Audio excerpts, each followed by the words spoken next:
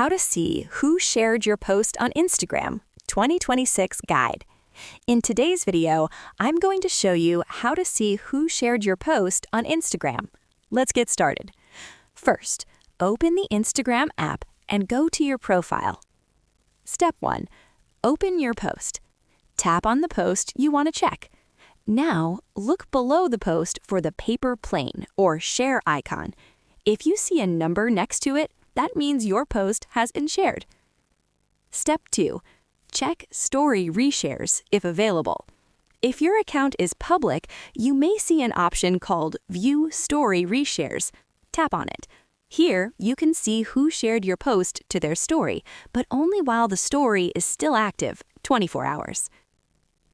Important truth.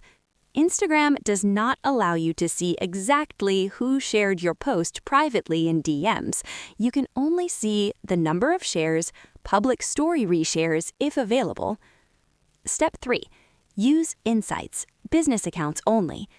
If you have a professional account, tap on View Insights under your post. Here, you can see shares count, reach, and engagement. Important note.